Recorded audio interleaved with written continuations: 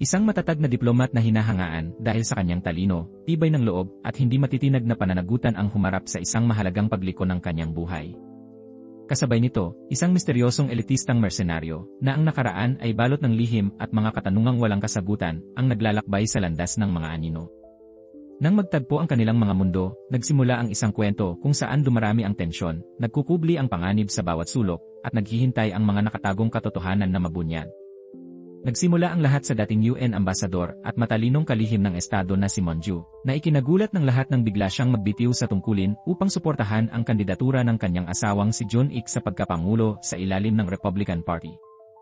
Si Jun-ik, isang mapagmahal na asawa, ay may dalang misyon ng kapayapaan at matinding hangaring maisulong ang pagkakaisa ng North at South. Noong araw na yon, naghanda sina Jun-ik at Monju para sa isang misa ng kapayapaan. Napansin ni Monju na may bumabagabag sa kanyang asawa nitong mga nakaraang araw. Nangako si Jun-ik na ipaliliwanag niya ang lahat sa pag-uwi nila mamayang gabi dahil mahaba ang kwento. Upang hindi magmukhang takot sa loob ng bahay ng Diyos, pinili ni Jun-ik na walang nakikitang seguridad nang dumalo siya sa misa. Sa simbahan, maraming nagpoprotesta laban kay Jun-ik at mariing tumututol sa kanyang layunin na pag-isahin ang North at South. Lalong nabahala si Monju para sa kanyang asawa. Tahimik siyang pumasok at mainat na pinagmasdan ang paligid.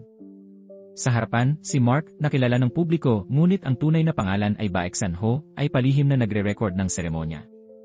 Habang isinasagawa ang misa, may napansin si San-ho na kahina-hinala. Isang lalaking kalaunan ay nakilalang si Sergeant Kim Yong-ju ang nagtago ng Biblia sa isang drawer saka dahan-dahang lumapit. Hinarap niya si Jun-ik at inakusahan itong traidor. Anya, nangako noon si Jun-ik na hindi isusulong ang pagkakaisa, ngunit ngayoy mariin niya itong itinataguyod. Bago pa makasagot si Jun-ik, biglang binunot ni Sergeant Kim ang kanyang baril at binaril siya. Nagpatakbo si Monju patungo sa asawa habang nagkagulo ang mga tao sa takot. Nang muling tutukan ng baril ng salarin si Jun-ik, iniharang ni Monju ang kanyang katawan. Dumating ang mga gwardya ngunit mabilis silang napaslang ni Kim. Itinutok muli ng salarin ang baril kay Monju at handa ng paputukan. Ngunit bago iyon mangyari, biglang sumugod si San-ho at pinabagsak siya. Nagkaroon ng marahas na agawan hanggang sa natalo ni San-ho ang salarin. Sa huli, naglabas si Sergeant Kim ng nakatagong kapsula ng lason at nagpakamatay bago pa siya maimbestigahan. Mabilis kumalat ang balita ng tangkang pagpatay. Agad dinala si Jun-ik sa ospital, ngunit nanatiling kritikal ang kalagayan. Ilang sandali pa, inanunsyo ng mga doktor na pumanaw na si Jun-ik. Gumuho ang mundo ni Monju at nawalan siya ng malay sa sobrang dalamhati. Gayon din, labis na nalugmok ang pamilya ni Jun-ik sa biglang trahedya. Nagulo ang larangan ng politika matapos ang pagkamatay ni Jun-ik. Nagmamadali ang bagong Republican Party na magplano para sa halalan. Ngunit ang pinakamalaking kaguluhan ay sumiklab mismo sa pamilya ni Jun-ik. Sa kanilang tahanan, 3 biyuda na ang naroroon dahil sunod-sunod na namatay ang mga kalalakihan ng pamilyang Jayang. Bago pumanaw ang ama ni Jun-ik, hindi pinagkatiwalaan ng kanyang lola ang manugang na si Lim Ok-seon. Iniwan nito ang lahat ng ari-arian sa panganay na apo na si Jun-ik. Dahil dito, marami ang nangangambang si Monju ang magmamana ng lahat ngayon. Sa gitna ng tensyon, nagpahayag si Jun-sang na siya ang tatakbo kapalit ng kanyang kapatid. Naniniwala siyang lalakas ang suporta ng partido matapos ang pagkamatay ni Jun-ik at makakamit niya ang buong suporta sa halalan. Ngunit nagduda ang kanyang ina na si Lim Ok-seon sa kanyang kakayahan. Para sa kanya, mas angkop si Jun-sang bilang piskal kaysa politiko. Kung may tatakbo, mas nararapat si Monju sapagkat ang isang biyuda ay siguradong mananalo. Ipinahayag ng abogadong pampamilya na 2 linggo bago mamatay si Jun-ik, ipinatawag siya nito upang ayusin ang mga ari-arian. Iniwan niya kay Monju ang higit 4 na bilyon at 400 milyong won na salapi at 5 ari-ariang nagkakahalaga ng 28 bilyong won. May ilang ari-arian pa sa ibang bansa na hindi pa natitiyak, ngunit malamang ay kakaunti na lamang. Hindi matanggap ni Lola Vi na mapupunta ang yaman ng 3 henerasyon ng pamilyang Jayang sa isang tagalabas. Mapait niyang binanggit na dating palaboy lamang si Monju bago ikasal at sinuwerte lamang na mapasok sa pamilya. Walang alam si Monju tungkol sa mana. Palihim na inayos lahat ni Jun-ik bago ang eleksyon at iniabot ang mga dokumento sa kanyang abogado.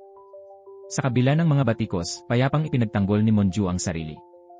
Ipinaliwanag niyang hindi siya palaboy kundi anak na pinalaki ng kanyang ina, na isinakripisyo ang lahat para sa kanya. Tinuruan siya ng ina na ang kawalang galang ay dumudungis lamang sa nagbibigay, hindi sa tumatanggap at ang pinakamahalaga ay mamuhay ng may dangal. Ipinunto rin niyang ipinagkatiwala ni Jun-ik sa kanya ang ari-arian upang hindi siya hamakin ng pamilya. Ngunit para kay Lim Oxeon, napakalupit ng sitwasyon. Siya ang tumulong magpatatag ng kayamanan ng pamilya at nag-alaga kay Jun-ik. Hindi niya matanggap na nawala ang kanyang anak at ngayon ay kailangang panoorin ang manugang na magmana ng lahat. Gayunpaman, iginiit ni Monju na hindi niya pananatilihin ang kayamanan ng pamilyang Jeong. Sa halip, balak niyang ipamigay ito sa mga kawanggawa at pagkatapos ay lisanin ang Korea. Mariing tinutulan ito ng buong pamilya at nagpasya silang idaan sa korte gamit ang pinakamagagaling na abogado.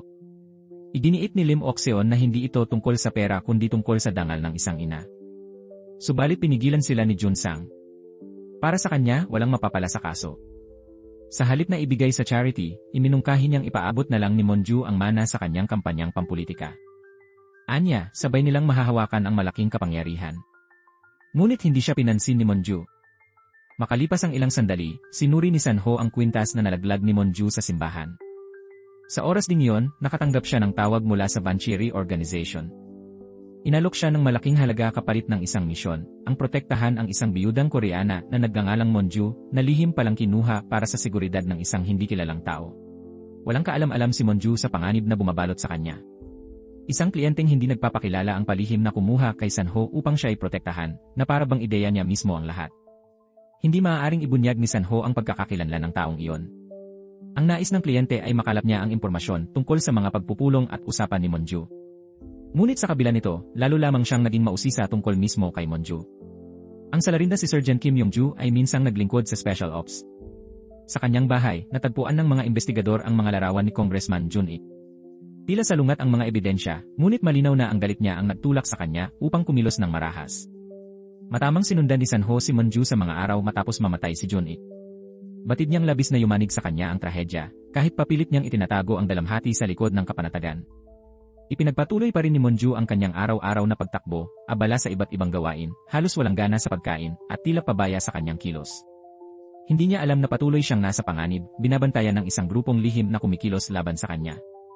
Matapos ang ilang araw ng tahimik na pagsisiyasat kay Monju, nagpasya si Sanho na tanggihan ang alok ng Bancheri Organization. Hindi niya nais ipagpatuloy ang kasunduan sa ilalim ng kanilang kondisyon. Kinagabihan, nagtungo si Monju sa simbahan upang manalangin. Kinausap niya ang pari at sinabi niyang nais niyang makausap si Sanho dahil marami siyang katanungan. Ipinakiusap niyang iparating ito sa kanya. Mula sa itaas ng simbahan, narinig ni Sanho ang lahat. Kinabukasan, lumabas si Monju para sa kanyang karaniwang pagtakbo at nadatnan si Sanho na naghihintay. Ibinigay nito ang kwintas na nalaglag niya sa simbahan. Sa sandaling iyon, napansin ni Sanho ang isang grupo ng mga taong nakamasid sa kanila. Binalaan niya si Monju na huwag lumingon at magkunwaring walang kakaiba. Naglakad silang magkasama, ngunit patuloy pa ring sumusunod ang grupo. Inutusan ni Sanho si Monju na maunang lumakad habang siya ay mananatili upang harapin ang mga humahabol. Walang pag-aalinlangan, mabilis at madali niyang napasuko ang mga ito.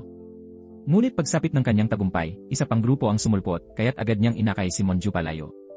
Umunat silang paakyat ng bundok habang nagsiyasat ang mga lalaki sa ibaba. Habang tumatakas, tinanong ni Monju kung pamilyar ba siya sa bundok. Ipinaliwanag ni Sanho na siya at ang mga katulad niya ay sanay sa mga tagong lugar na wala sa mapa, mga imburnal, lagusan, at inabandonang gusali saksyon. Alam nila ang lahat ng daang pagtakas at mga taguan sapagkat sila ay mga taong walang sariling bayan. Muling tinanong ni Monju tungkol sa huling salita ng mamamatay, nang sabihin nitong nakapatay siya ng espiya. Ayon kay Sanho, hindi siya naniniwalang baliw si Sergeant Kim. Naniniwala siyang may makapangyarihang tao na nagnanais na mamatay si Jun-ik.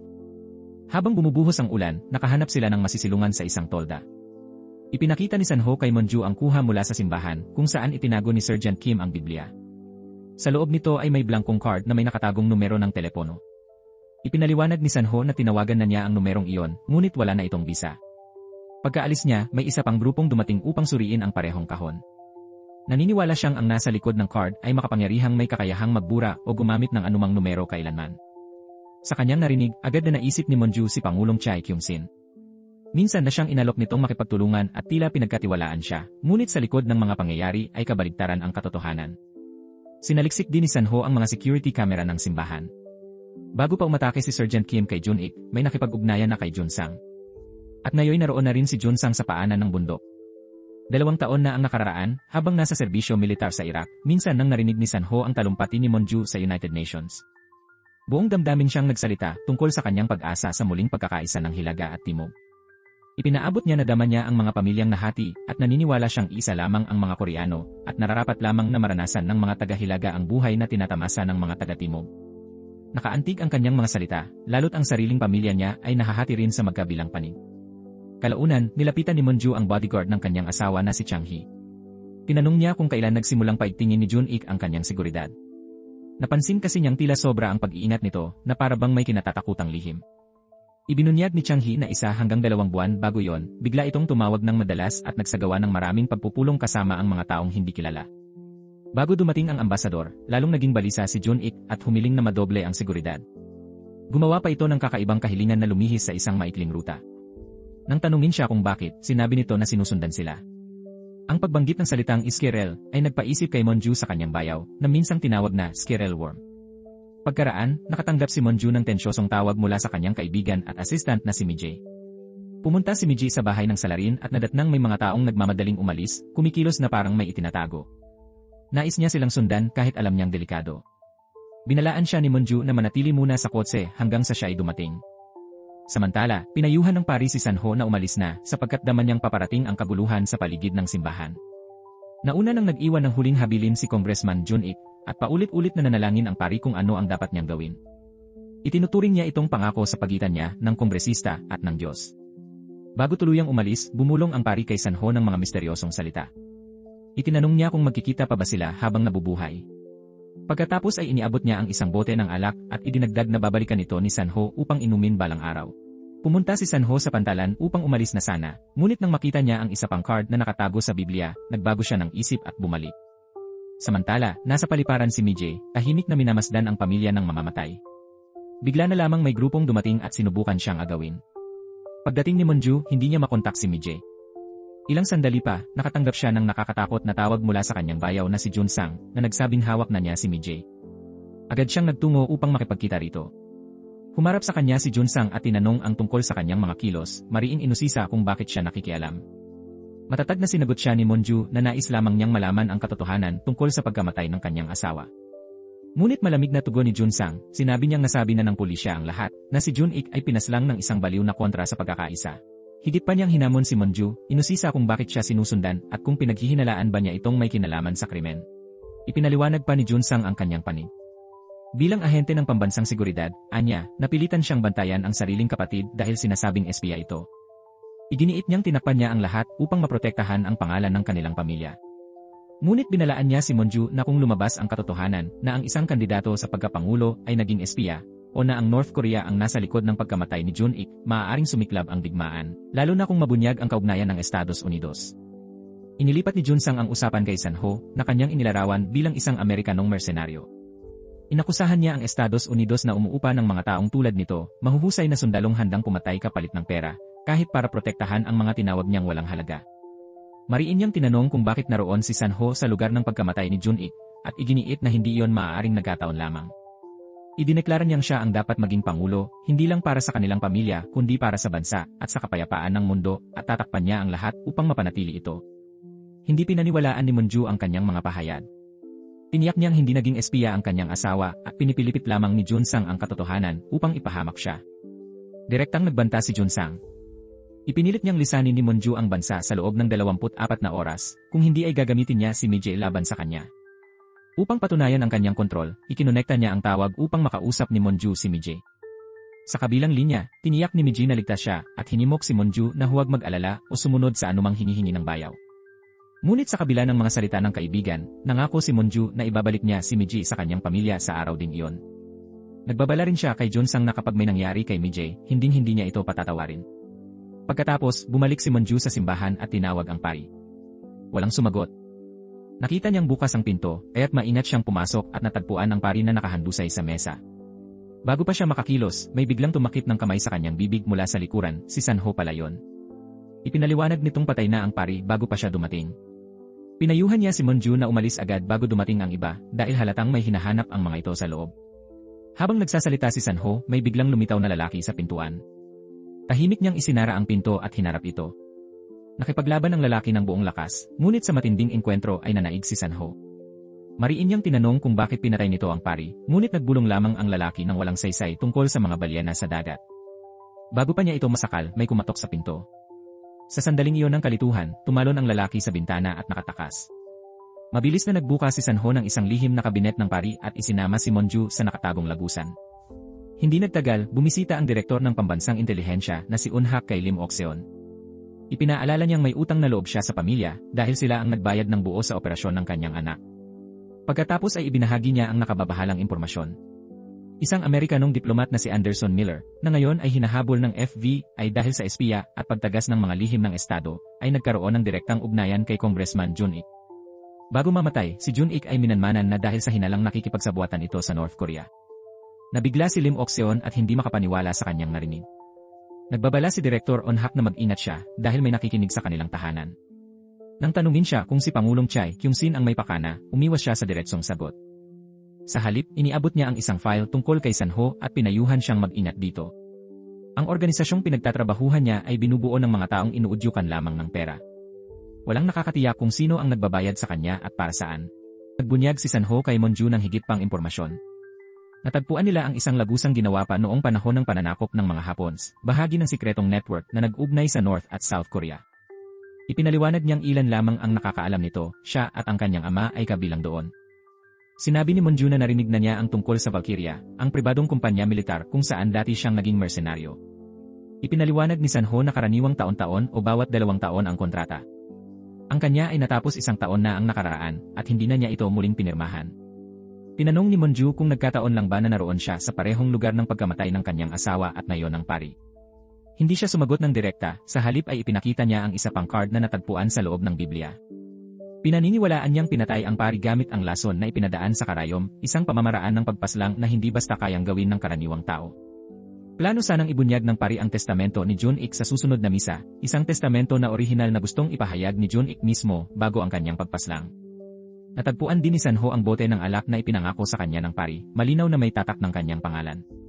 Sa loob, nakita niya ang kanyang inaasahan, isang liham mula kay Anderson Miller kay Jun-ik, kalakip ang isang larawan mula sa satellite ng isang nuklear na submarino ng North Korea. Ang submarinong iyon ay may habang 140 metro, bigat na 10,000 tons, at kayang magdala ng 128 sandatang nuklear. Yumanig ang pagtuklas na ito sa Estados Unidos. Mariing kinuwestiyon ng Department of Defense si Miller, na dati nang nagulat na ang nasabing submarino ay 3,000 tonelada lamang. Sa pagkabigla sa katotohanan, nagpatawag ng agarang pulong ang Pangulo ng Amerika, kung saan pinagplanuhan ng mga pinunong militar ang isang preemptive strike sa 40 pasilidad nuklear ng North Korea. Nararamdaman ni Anderson Miller ang banta ng digmaan, kaya pinakiusapan niya ang kalihim ng depensa na ipagpaliban ang plano ng pag-atake. Binalaan niya ito na milyon-milyong buhay ang nakataya, ngunit binalewala lamang ang kanyang mga salita. Dahil minomonitor ang lahat ng kanyang kagamitan, tanging isang sulat ang natira bilang paraan ni Miller upang makiusap ng tulong kay Jun-ik.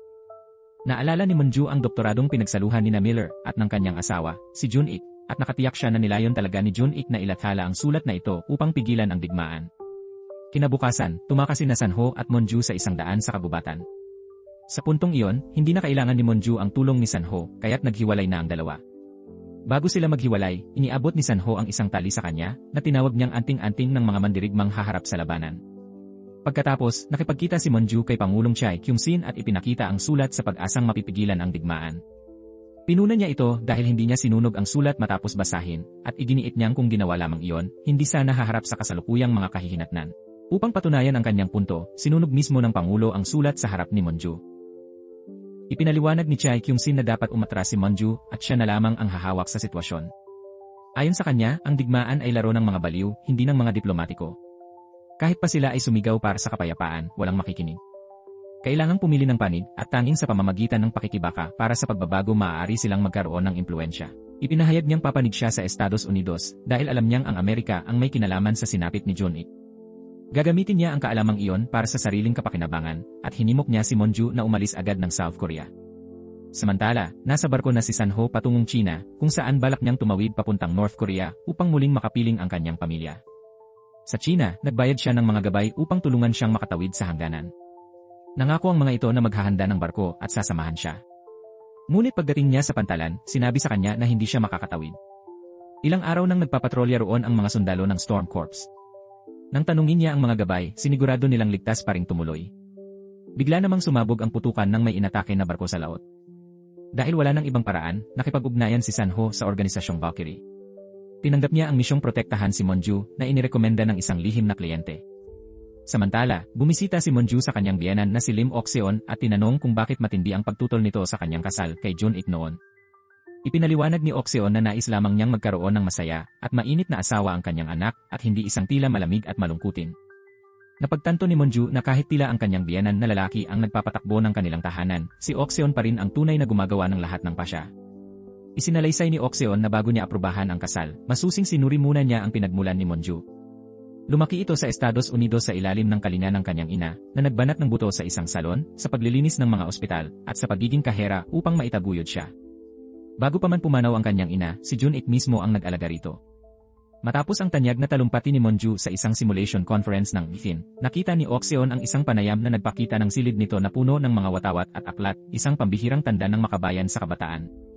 Noon pa man ay sinuportahan na ni Ok-seon ang landas pampolitika ni Jun-ik, ngunit palagi niyang nararamdaman na may kulang dito, ang tunay na pagkamakabayan. Dahil doon tinanggap niya si Monju bilang manugang. Habang iniisip ang mga sinabi ni Ok-seon, napagtanto ni Monju na siya mismo ang dapat tumakbo sa politika. Alam niyang siya ang naglatag ng bawat hakbang para sa posibilidad ng kandidatura ni Jun-ik, ayon sa maingat na plano ng kanyang ina. Bago pa man siya madapa, nasa malapit na siya sa tagumpay. Ngayon, naniwala siyang kung susuportahan siya ni Ok-seon, maaari silang magsimula muli mula roon. Nangako si Monju na kapag siya ay nahalal, iiwan niya ang lahat ng ari-arian ni Jun-ik kay Ok-seon. Naalala naman ni Ok-seon ang pangarap ni Monju na maging pangulo na isinulat nito sa kanyang kwaderno noong nag-aaral pa lamang at pumayag siyang suportahan siya. Ang unang hiling ni Monju ay ipatawag ni Ok-seon si Jun-sang upang tiyakin ang paglaya ni Mi-jae at pilitin si Jun-sang na umatras sa halalan at lisanin ang Korea. Buong determinasyon si Monju na alamin kung bakit namatay si Jun-ik at tapusin ang kanyang ipinaglaban kahit kapalit ang sariling buhay. Nagpunta siya upang makipagkita sa isang matandang lalaki na nagngangalang Im Do-jin. Siya ang naging guro ni Monju nang una itong dumating sa South Korea dahil malawak ang kaalaman nito sa kasaysayan ng Korean Peninsula. Nakita ni Monju ang numero ni Do-jin sa huling mga tawag ni Jun-ik at tinanong kung ano ang kanilang pinag-usapan. Ipinaliwanag ni Do-jin na ipinakita sa kanya ni Jun-ik ang sulat ni Anderson. Napagtanto raw ni Jun-ik na ang muling pagkakaisa lamang ng Korea ang tanging daan pasulong at nais niyang makatulong si Do-jin sa kanyang kampanya. Ngunit tumanggi si Do-jin na maging bahagi ng isang partidong pampolitika. Ngayon, sinabi niya kay Monju na alis siya patungong ibang bansa dahil natatakot siya para sa kanyang buhay, lalo na't siya ang nagpakilala kay Jun-ik kay Father Yang. Sinabi ni Monju na siya ay tatakbo bilang pangulo at humiling ng kanyang tulong. Ngunit naniniwala rin si Im Do-jin na wala ng pag-asa ang North Korea. Gayunman, iniabot pa rin ni Monju ang kanyang mga tala para sa kampanya. Samantala, ang litrato ni Monju na pinoprotektahan ang kanyang asawa, si Jun-ik, mula sa baril ng isang mamamatay tao ay nagdulot ng matinding ingay sa media. Tuloy-tuloy ang balita sa loob at labas ng bansa at pinagdedebatehan ng lahat kung ipagpapatuloy ba ni Monju ang pamana ng kanyang yumaong asawa sa politika. Nakipagkita si Monju sa kanyang kinakabahang bayaw na si Jun-sang, determinado siyang paatrasin ito sa halalan. Hinarap niya ito gamit ang isang video na nagpapakita ng pang-aabuso nito sa asawa at ibinunyag na nakausap na niya ang kanyang hipag na pumayag na tumestigo bilang saksi. Nang malaman ito, napagtanto ni Jun-sang na maging ang kanyang ina na si Lim Ok-seon ay pumanig na kay Monju. Galit ngunit wala nang magawa, tinanggap niya ang tiket patungong Germany na iniabot ni Monju. Bago umalis, mariin niyang binalaan si Monju na mag-ingat at nangakong babalik siya balang araw upang maghiganti. Samantala, nakipagkita si Lim Ok-seon sa bagong chairman ng Republican upang igiit ang pag-alis ni Jun-sang at tiyakin ang suporta para kay Monju. Isiniwalat niya na bago pumanaw ang kanyang asawa, iniwan nito ang isang kabinet na may maraming drawer at isa sa mga iyon ay may pangalan ni Chairman Manny. Sa loob ay naroon ang mga larawan ng kanyang anak sa labas. Kung mailalabas iyon sa publiko, bigla itong magwawakas ang kanyang karera sa politika. Ginamit ni Ok-seon ang impormasyong iyon upang ipakita na wala silang pagpipilian kundi suportahan ang kandidatura ni Monju. Pagkatapos, nakipagkita si Ok-seon sa iba pang mga politiko, pinapalakas ang puwersa para kay Monju upang maging bagong alamat ng Republican Party. 6 na araw bago ang primaries, bigla na lamang umangat si Monju sa unang at pangalawang pwesto sa lahat ng chart ng survey. Kasabay nito, na-decrypt ni Chang-hee ang computer at telepono ni Jun-ik, natuklasan ang maraming login sa isang secure na Swiss email service na sobrang encrypted kaya't maging FBI ay hindi ito mapasok. Sa panahong iyon, ipinaliwanag ni Lim Ok-seon kung bakit hindi siya sumasagot sa mga tawag, sinasadya niyang patayin ang kanyang telepono dahil labis na siyang binabagabag ng sunod-sunod na tawag. Nakahanda na ang lahat para kay Monju. Ang susunod na hakbang ay ang humarap siya sa publiko at magsalita ng may paninindigan. Sa linggo, opisyal niyang ihahayag ang kanyang kandidatura sa harap ng bayan. Iginiit ni Lim Ok-seon na dapat niyang antigin ang damdamin ng mga tao hanggang sa mapaluha ang mga ito. Personal niyang iniabot ang isang talumpati kay Monju, tinuruan siyang markahan ang mga bahagi kung saan siya dapat lumuha at pinaensayo ito ng husto bago ang anunsyo. Kinagabihan, tumawag si Chairman Manyi kay Lim Oxeon. Binalaan niya na maraming Amerikano ang nakapasok sa bansa bago pa man ang anunsyo ng kandidatura at natatakot siyang nasa panganib si Monju sa mismong araw na iyon. Samantala, nagtungo si Sanho sa organisasyong Valkyrie upang pirmahan ang kontrata. Ibinigay ni Ethan ang mga kagamitan at armas na kailangan ni Sanho. Isiniwalat din niya na dumating sa Seoul noong nakaraang araw si Billy Gray at balitang may planong magpakitang gilas ito sa harap ng kamera.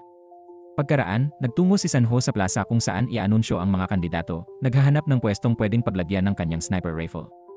Kasabay nito, nakatanggap si Monju ng tawag mula kay Pangulong Chai Kyung-sin. Malinaw na sinabi ng Pangulo na wala siyang pakialam kung maging Pangulo man si Monju o hindi, may sarili pa rin siyang agenda habang nasa posisyon. Binalaan siya ni Kyung na kung makikialam siya, agad siyang tatanggalin. Itinanggi ni Monju na may plano siyang makipagbanggaan, ngunit naniwala siyang hindi maiiwasan ang digmaan. Ibinunyag din niya na ayaw ng Estados Unidos na siya ang maging Pangulo. Sa kabila nito, ibinigay ang babala upang ipaalala na mag-ingat siya. Dumating ang linggo. Ayon sa plano ni Lim Oxeon, unang hakbang ni Monju ang pagdalaw sa puntod ng kanyang asawa. Lahat ng kanyang ginawa ay ipinalabas ng live sa telebisyon. Lumakas lalo ang suporta ng publiko habang libo-libo ang nagtipon, sabay-sabay na sumisigaw ng kanyang pangalan. Sa plaza, mahigpit ang seguridad sa ilalim ng pamumuno ni Chang Hee. Inihanda ni Sanho ang lahat upang pigilan ang anumang tangkang pagpatay. Nakakuha siya ng mensahe mula sa Valkyrie na kinikilala ang lalaking Koreano na kasama ni Billy Gray bilang si Dustin Hai, isang eksperto sa pampasabog na sinanay ng Kantech. Nabahala si Sanho at agad na hinanap si Chang Hee. Nakilala siya nito mula sa simbahan at pinakinggan habang ipinaliwanag ni Sanho na dapat pigilan si Monju na sumakay ng tren. Makalipas ang ilang sandali, ipinareha si Sanho kay Monju bilang tagapagtanggol. Tahimik niyang pinayuhan si Monju na bumaba, ngunit huli na ang lahat. Umupo na siya sa mismong upuang tinaniman ng bomba. Binalaan siya ni Sanho na huwag tumayo. Nang matanto ang panganib, inutos ni Chang Hee na putulin ang live broadcast. Pinaghinalaan ni Sanho na pressure bomb yon, posibleng nakatakdang sumabog sa itinakdang oras.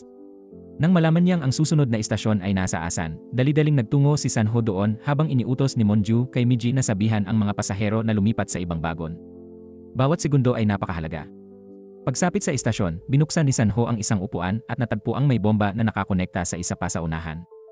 Dumating ang mga pulis at nagsabing aabutin ng 10 minuto ang disposal. Dahil wala ng oras, kumilos si Sanho. Pinuputol niya ang kawad na nag-ugnay sa mga bomba at maingat na inilipat ang mga upuan, bawat galaw ay kontrolado upang hindi magdulot ng pagsabog. Tiniyak niya kay Monju na alis din siya kaagad. Matapos niyang makaalis, nanatili si Sanho sa loob, naghihintay ng tamang sandali upang akuin ang pagsabog. Buong bansa ay nakatutok sa kanyang smartwatch feed. Nang umabot sa 0 ang oras, mabilis siyang tumalon sa overhead luggage rack. Sumabog ang 2 bomba halos sabay. Ilang sandali pa, nakahinga ng maluwag si Monju nang makita ang anino ni Sanho sa bintana, buhay ngunit sugatan. Matapos ang insidente, pinayuhan ng mga pulis si Monju na kanselahin ang natitirang schedule. Tumanggi siya, determinado pa ring ipagpatuloy dahil napakarami ng inihanda para sa araw na yon. Pagsapit ng dapit hapon, dumating siya sa plaza. Matatag siyang tumayo sa harap ng libo-libong taga-suporta, handang magsalita, habang si Sanho ay nanatiling mapagbantay upang protektahan siya. Ngunit hindi binasa ni Monju ang talumpating maingat na inihanda ni Oxeon. Sa halip, nagsalita siya mula sa puso, ibinahagi ang kanyang paglalakbay. Naalala niya ang paglalagay ng watawat ng Korea sa kanyang mesa sa Amerika, ang pagdadala nito nang mawala ang kanyang asawa, si Jun-ik, na nangarap ng kapayapaan at pagkakaisa. Sa kabila ng lahat ng pagsubok, wala siyang pinanlambutan. Sinabi niyang ang mga tao mismo ang nagdala sa kanya sa sandaling iyon. Sa misyong pangkapayapaan, nangako siyang pag-isahin ang bansa. Walang takot, walang makapipigil, at puspos ng pag-asa, idineklara niyang tatakbo siya bilang kandidato sa pagka-22 Pangulo ng South Korea. Nag-umapaw ang sigawan ng mga tao. Mapangiting tumingin si Oxeon sa kanyang manugang, habang si Chang Hee ay nakamasid, batid ang makasaysayang kahalagahan ng sandali. Lumingon si Monju kay Sanho at tahimik siyang nagpasalamat sa pamamagitan ng kanyang mga mata. Kinagabihan, tahimik na nagtungo si Monju sa simbahan, kung saan naroon din si Sanho. Tinanong niya ito tungkol sa kanyang kalagayan, ngunit binaliwala lamang ni Sanho ang kanyang mga sugat, na parabang simpleng gasgas lamang. Naisip ni Monju kung bakit laging naroon si Sanho sa mga kritikal na sandali. Ipinaliwanag ni Sanho na matapos ang pagkamatay ni Jun-ik at ang insidente sa Paris, pinaghinalaan niyang si Monju na ang susunod na target. May nagpadala ng mensahe na ang mga tumututol sa digmaan ay may kapalit na kahihinatnan. Ipinaalala niyang walang magagawa ang opisyal na seguridad ni Monju, kaya kumuha siya ng Valkyrie. Ipinilit niyang wala nang makakapanagot sa kanya kundi siya. Inamin ni Monju ang kanyang pagdududa, iniisip kung paano niya ito pagkakatiwalaan kung siya mismo ang nag-imbestiga sa kanyang mga laban. Matatag na sagot ni Sanho, sumama siya sa kanya, ngunit kung kinakailangan, maaari siyang bantayan ni Monju. Maliwanag niyang sinabi na ang layunin ni Monju na pigilan ang digmaan ay siya ring layunin niya at may misyon siyang iniwan sa kanya ng pari.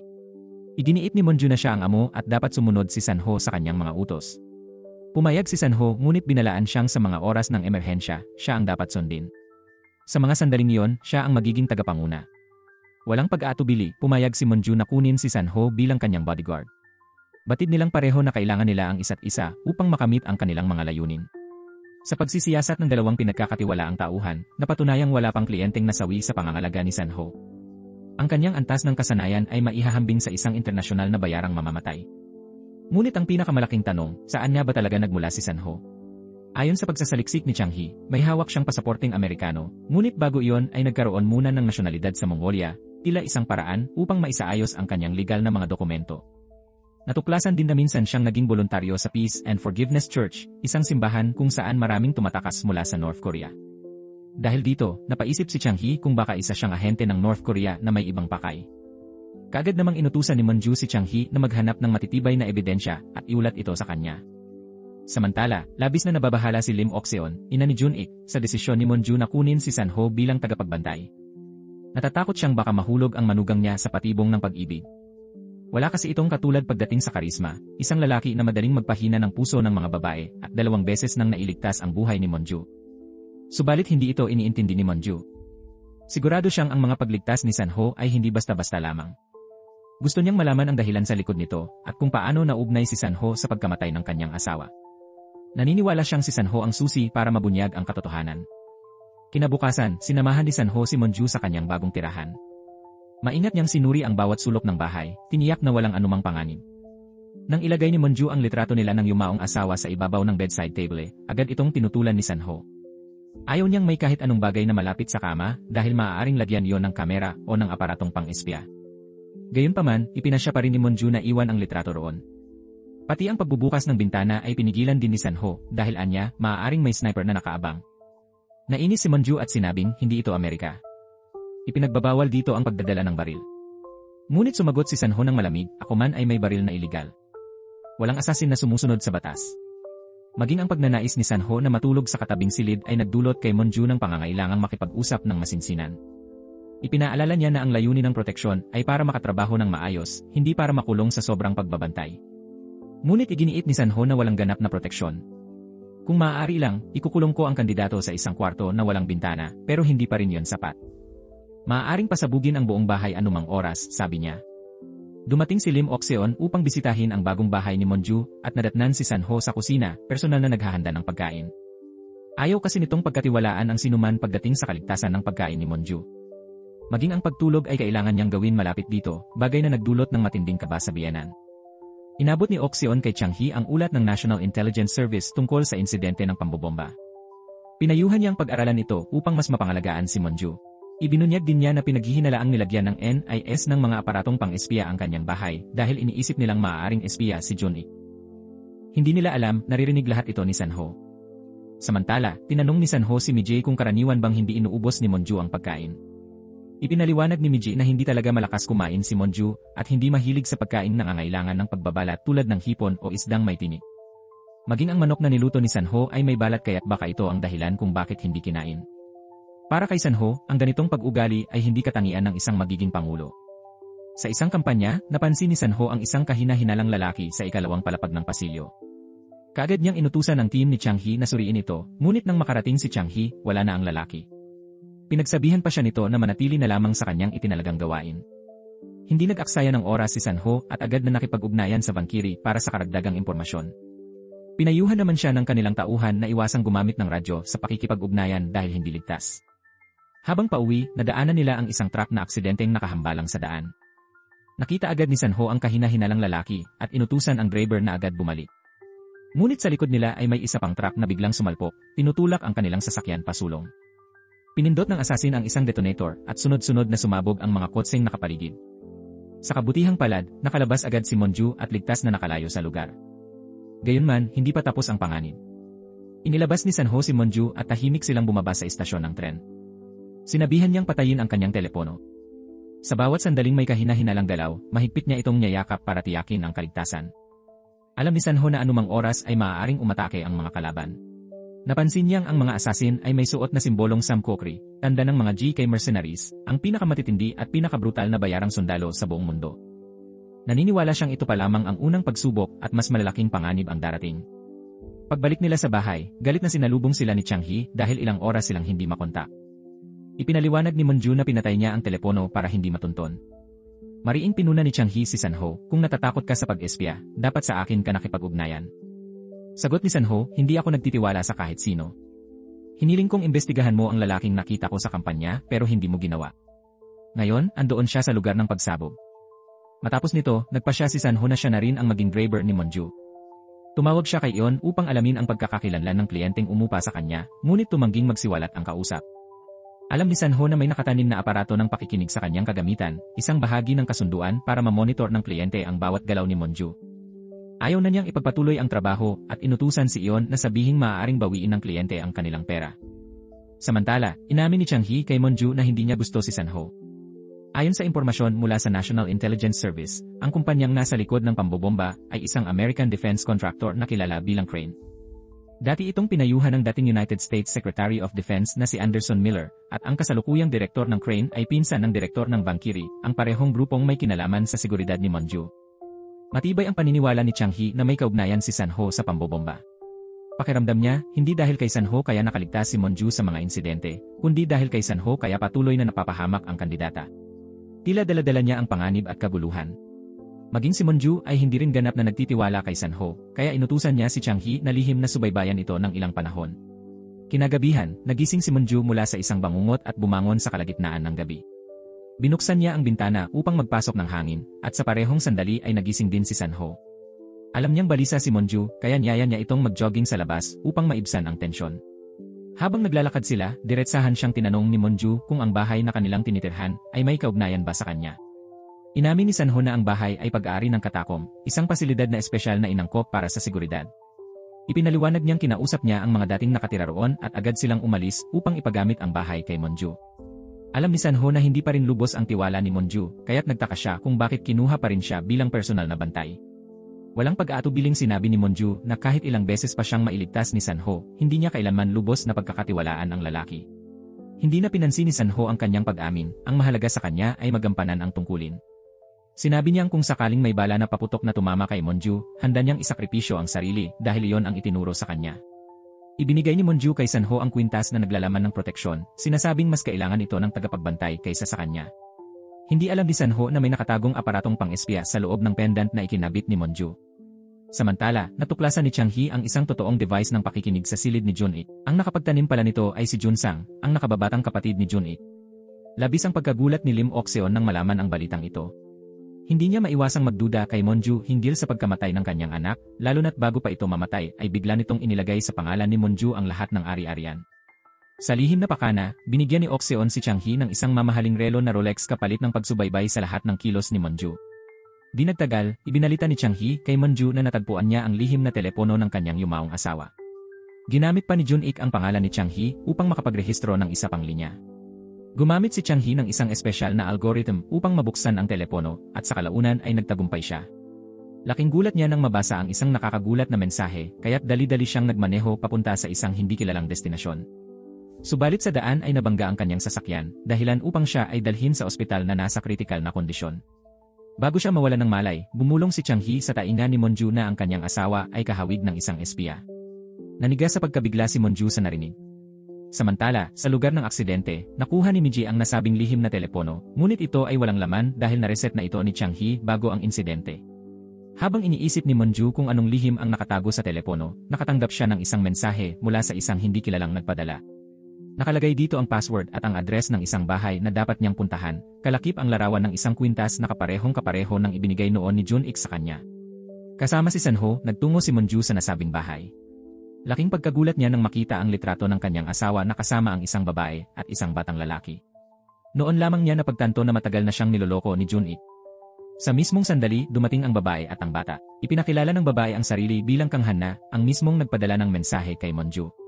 Ibinunyag ni Hannah na 2 beses bawat linggo bumibisita si Jun-ik sa kanilang bahay upang makasama ang anak nila.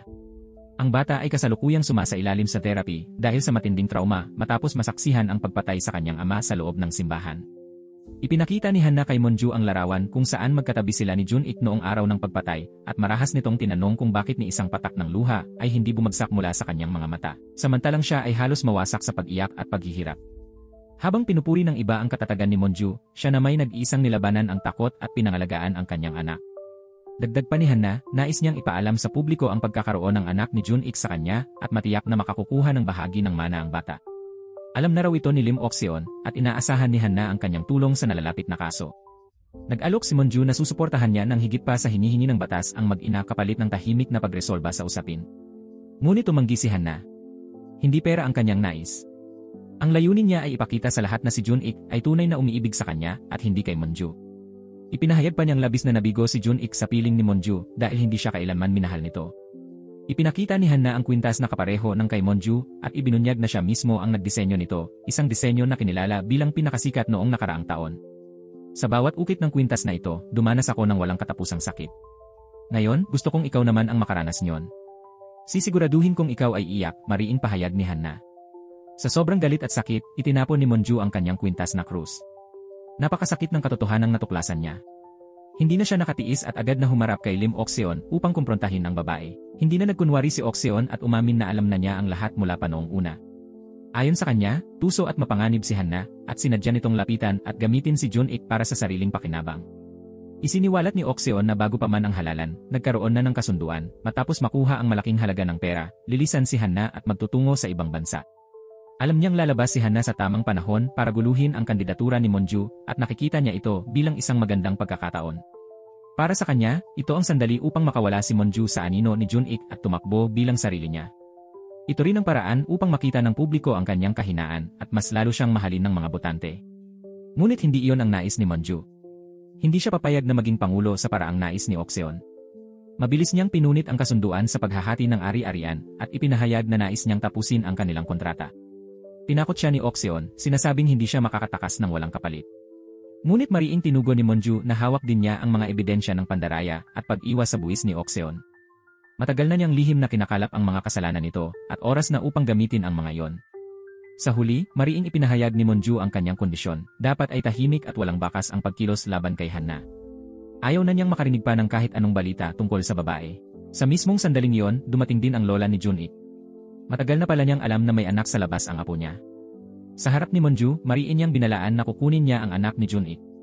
Dahil dito, agad na tinawagan ni Monju si Miji at iniutos na ipatupad kaagad ang paglipat ng buong ari-arian niya tungo sa isang charitable foundation.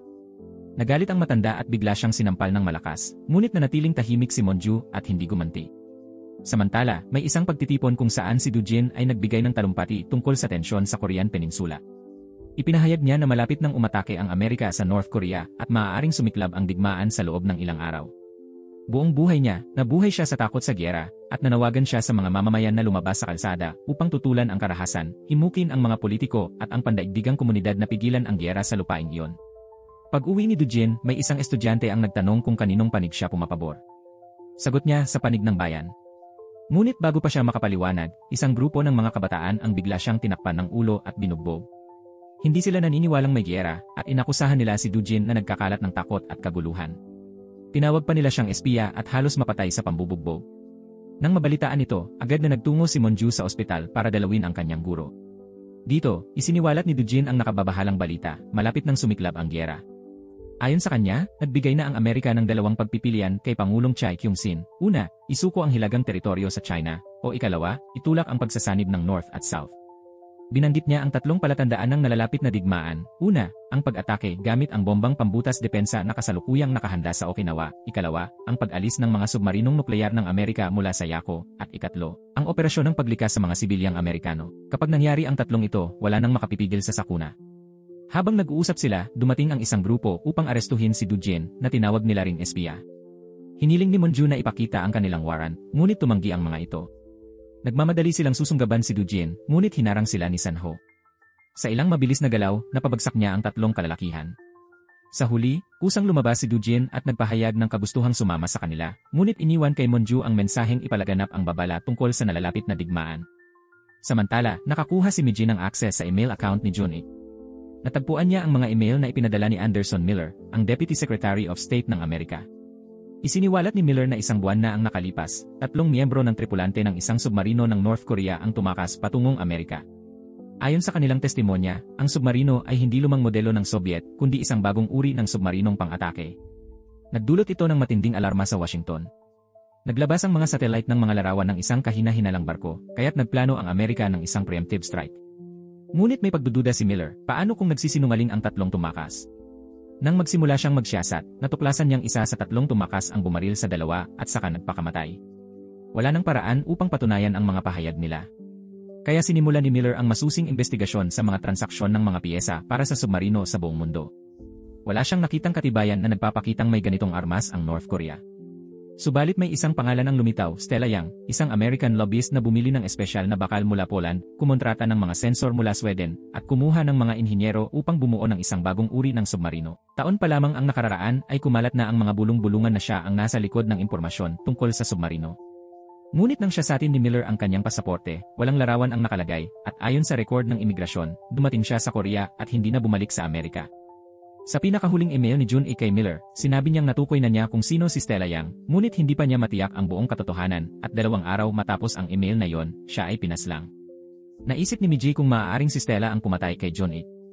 Dahil dito, hinarap ni Monju si Pangulong Chai Kyung-sin at tinanong kung ano ang nangyari sa Beijing Summit at bakit siya pumapayag sa isang posibleng digmaan sa peninsula. Malinaw ang sagot ng Pangulo, kahit si Monju ang maging Pangulo, hindi niya mapipigilan ang takbo ng mga makapangyarihan. Hindi pa rin kontento, humarap si Monju sa embahador ng China upang malaman kung bakit tila wala silang ginagawa upang pigilan ang giyera. Sagot ng embahador, lahat ng mga bansa ay may interes na mangyari ang digmaan, ito ay parang hindi maiiwasang batas ng kalikasan. Binalaan niya si Monju na kung pipigilan niya ito, maaari siyang mamatay. Sa susunod na pampublikong pagtitipon, binunyag ni Monju na maaaring umatake ang Amerika sa North Korea bago pa sumikat ang araw kinabukasan. Nagdulot ito ng pagkabigla sa lahat. Sa gabing iyon, tinanong niya si Pangulong Chai kung handa ba itong magtago sa bunker habang ang sariling mamamayan ay nasa bingit ng kamatayan. Habang ang mga puwersang espesyal ay nakapwesto na para arestuhin siya, hinayaan muna ng Pangulo na matapos ni Monju ang kanyang pahayag. Sa harap ng lahat, ipinatanong ni Monju paano kung ang plano ng Amerika ay nakabatay lamang sa maling impormasyon. Pagkatapos ay ikinonekta niya ang linya kay Anderson Miller na nagpatunay na walang anumang ebidensya na nagtataglay ang North Korea ng isang submarinong nuklear na pang-atake. Ipinakita pa ni Miller ang isang video kung saan inamin ng isa sa 3 tumakas na wala silang tunay na nakita at napilitang magsinungaling sa ilalim ng utos ng kanilang nakatataas. Bigla namang namatay ang kuryente. Isang sniper ang nagbanta sa buhay ni Monju habang pinapalibutan ng militar ang lugar. Sa gitna ng kaguluhan, biglang sumalakay si Sanho gamit ang isang truck, binasag ang harang, at mabilis na dinala si Monju sa ligtas na lugar. Tumakas sila sakay ng isang bangka sa ilog, ngunit hinabol pa rin sila ng sniper, at isang bala ang tumama sa braso ni Monju. Mabuti na lamang at gasgas lang ito. Samantala, nagdaos ng press conference ang Pangulo. Ipinahayag niyang naniniwala pa rin siya na mayroong submarinong nuklear ang North Korea, ngunit tiniyak na hindi agad kikilos ang Amerika hanggat wala silang tiyak na ebidensya. Dinala ni Sanho si Monju sa isang lihim na bahay sa kabubatan. Doon, siya mismo ang nag-alaga kay Monju, pati ang paghuhugas ng kanyang buhok kahit sugatan ang braso nito. Sa mga sandaling iyon, naramdaman ni Monju ang kakaibang paglapit ng puso niya sa kanya. Ibinahagi ni Sanho na bilang isang taga-North Korea, matagal na niyang alam na darating ang araw ng digmaan, kaya hindi na siya nagugulat. Tumango si Monju at umamin na hindi na rin siya nagugulat, katulad noong araw ng pamamaril sa simbahan, kung saan imbes na tumakas, tumakbo siya pabalik sa kanyang asawa, habang si Sanho naman ay nagligtas sa kanya. Kaya't pareho silang hindi natatakot sa kamatayan. Tinanong ni Monju si Sanho, kung sumiklab ang giyera, ano ang gagawin mo? Sagot niya, kung sumabog man ang isang bombang nuklear, ang tanging nais ko ay makasama ang taong mahal ko. Nais malaman ni Monju kung siya ba ang dahilan kung bakit hindi makabalik si Sanho sa kanyang pamilya, ngunit mariin niyang itinanggi ito at sinabing, alam ko kung nasaan ang taong mahal ko, at siya ay narito ngayon. Humingi ng paumanhin si Sanho dahil hindi niya nasalo ang bala para kay Monju noong gabing iyon. Pagkatapos ay marahan niyang inilapat ang isang matamis na halik sa mga labi niya, isang halik upang maibsan ang takot at bigat sa puso ng babae, habang pareho nilang alam na maaaring hindi na nila mapigilan ang digmaan na paparating. Sa gabing iyon, ang tanging nais ni Monju at Sanho ay maging mga ordinaryong tao lamang, maging isang magkasintahan na nalulunod sa apoy ng pag-ibig. At doon, kapwa nila hinayaan ang kanilang sarili na mahulog sa isa't isa, magkasama sa kama, hindi iniisip ang kinabukasan. Gayunpaman, sa isipan ni Monju ay patuloy na lumilitaw ang mga tanong. Sino ba talaga si Sanho? Bakit siya lumapit sa kanya?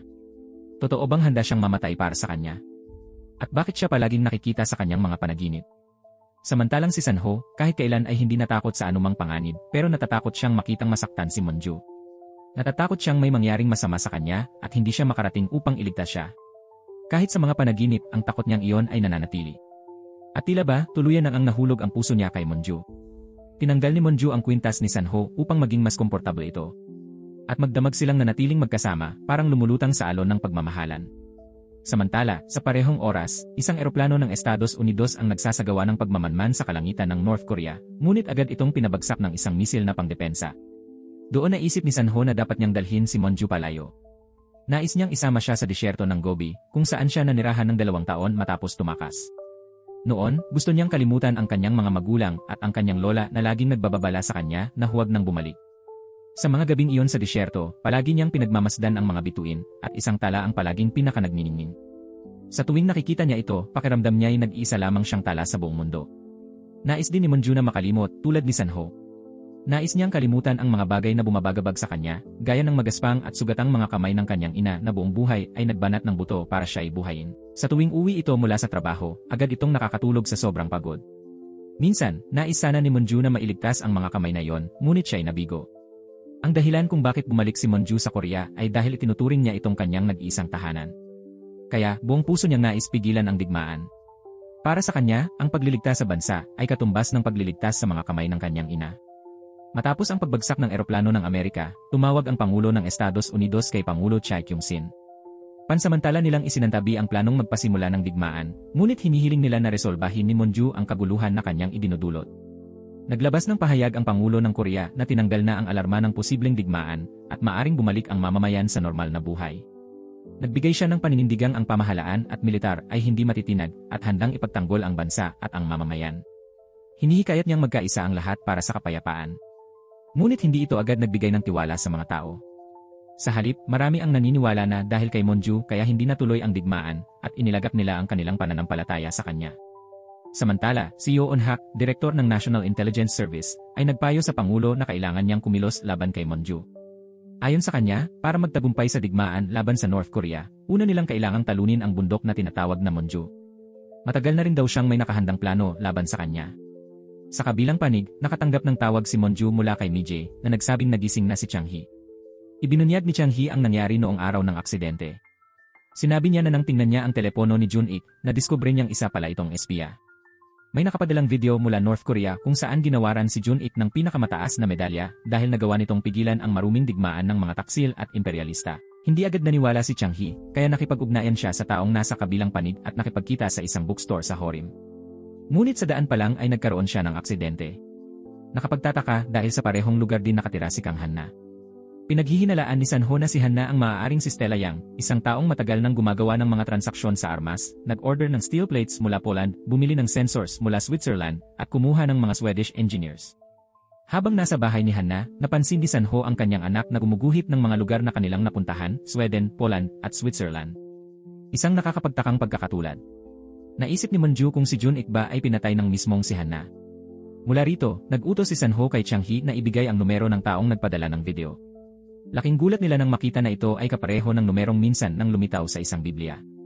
Samantala, lumipat si Han-na at ang kanyang anak sa bahay ng pamilya ni Jun-ik. Sa pag-uusap, ipinahayag ni Han-na ang paghanga kay Lim Ok-seon dahil kahit hindi niya tunay na anak si Jun-ik ay inalagaan pa rin niya ito ng buong puso. Nabigla si Lim Ok-seon at tinanong kung sino ang nagsabi nito sa kanya. Sagot ni Han-na, ang lola raw. Sinabi nitong si Jun-ik ay anak sa labas ng kanyang ama, kaya hindi niya kailangang makaramdam ng panghihinayang. Kahit si Jun-ik mismo ay walang alam sa bagay na iyon, dahil buong buhay ay pinanatiling sikreto ni Lim Ok-seon ang katotohanang iyon. Ibinahagi naman ni Monju kay Sanho ang kanyang mga huling alaala kay Jun-ik, na noong siya ay mamamatay na ay tila may nais sabihin, ngunit hindi niya nagawa. Lagi niyang iniisip kung bakit naging espiya ang asawa niya. Kung ang submarino ay isang huwad na palabas lamang, at maging ang China at North Korea ay bahagi ng mas malaking sabwatan, marahil may mas makapangyarihang taong nasa likod nito at nag-udyok kay Jun-ik na maging espiya upang alamin ang katotohanan. Nais din sanang maging espiya ni Monju upang matuklasan ang lahat, ngunit pinigilan siya ni Sanho at hinimok na tumigil at umalis na lamang para sa kanyang kaligtasan. Ngunit biglang tumawag si Mijay. Ibinunyag niyang may naglagay ng mga aparatong pang-espiya sa kanilang bahay at may kumakalat ng mainit na balita tungkol kay Monju at kay Sanho. Sinabi sa ulat na una silang nagkita sa lugar kung saan pinaslang si Jun-ik at mula noon ay palihim na silang nagtatagpo. Natuklasan din na si San-ho ay may pinagmulan sa North Korea. Lumikha ito ng espekulasyon na maaaring ginagamit ng North Korea si Monju. Higit pa roon, may inilabas na audio recording ng kanilang gabi ng pagtatalik. Nang malaman ito, hinanap agad ni San-ho ang aparatong paniktik sa bahay, ngunit pinigilan siya ni Monju. Sinabi niya na hindi siya nagsisisi sa nangyari kagabi at masaya siyang kasama si San-ho. Dagdag pa niya, kung hindi na siya kailangan ng bansa, handa siyang sumama kay San-ho at lisanin ito. Ngunit ang kanilang plano ng pagtakas ay napigil ng isang malakas na bagyo sa dagat, ang tanging daan sana upang makapunta sila sa Mongolia. Dahil dito, nagpasya si San-ho na may kailangan siyang tapusin muna. Nagpunta siya sa kanyang lihim na imbakan ng armas at kinuha ang mga kinakailangan. Tinanong siya ni Monju kung saan siya pupunta, ngunit hindi niya ito sinabi. Sa halip, iniwanan niya ito ng isang baril at nagpayo, sa digmaan, ang makakabaril muna ang siyang mabubuhay, kaya't sino man ang kaharap ay kailangan niyang iputok para mabuhay. Kinagabihan, paulit-ulit na pinakinggan ni Monju ang audio ng kanilang gabi. Doon, napansin niya ang kakaibang tunog, ang tunog ng kwintas ni San-ho na tumatama sa mesa. Dito niya natuklasan na nasa loob ng kwintas ang aparatong paniktik. Noon niya naalala na siya mismo ang naglagay nito roon dati, nangangahulugan na may isa pang nakikinig sa kanilang mga usapan. Samantala, si San-ho ay nagtungo kay Ethan upang itanong tungkol sa aparatong iyon, ngunit biglang may mga armadong lalaki na dumating at tinutukan siya ng baril. Inakusahan nila siyang espiya.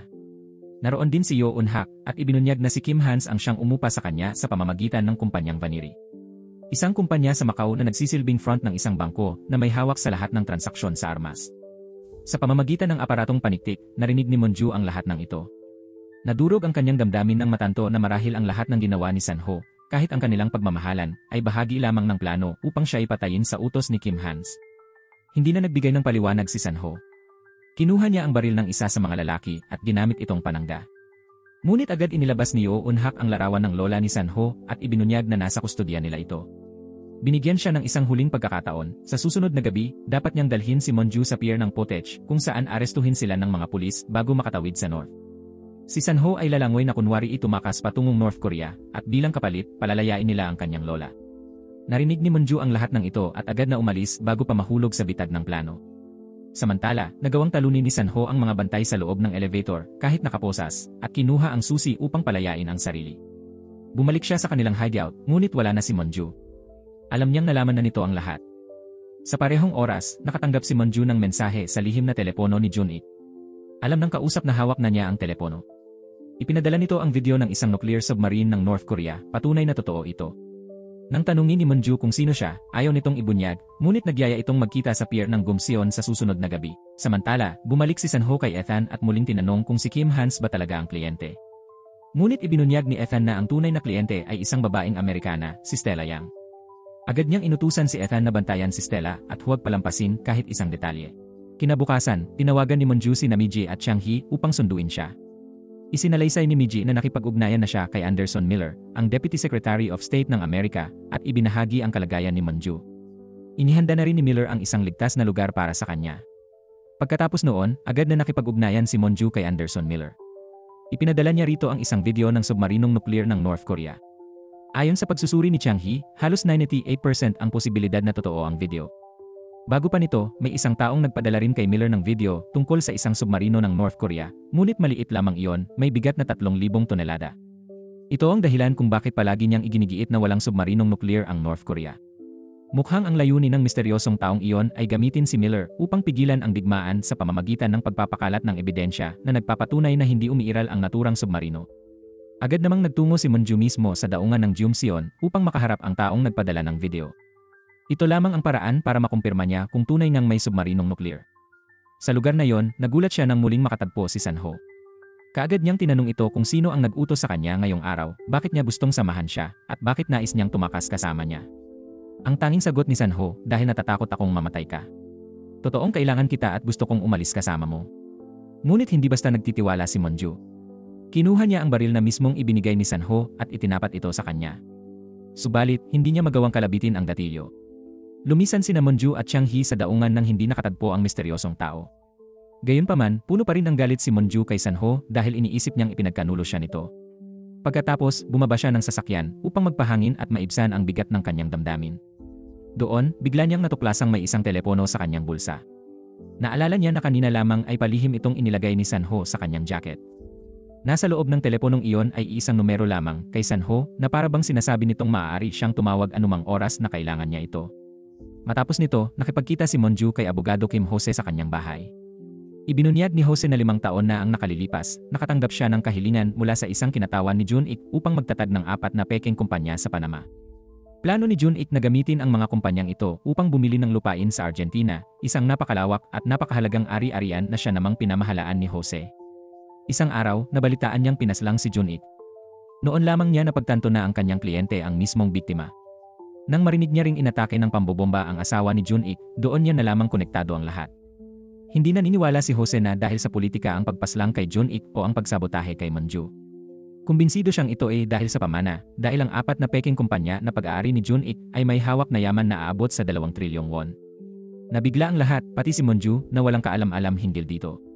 Nag-imbestiga si Jose at nalaman niyang ang kinatawan na tumitingin sa ari-arian sa Argentina ay isang babaeng nagngangalang Stella Yang. Sa pagbanggit ng pangalang ito, agad nilang naisip si Kang Hanna.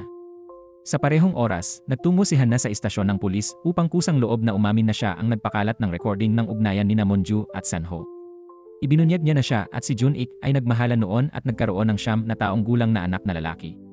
Iginiit pa niya na si Monju ang may kagagawa ng pagkamatay ni Jun Ik, hawak-hawak niya ang mga ebidensya at iniharap niya ito sa mga pulis.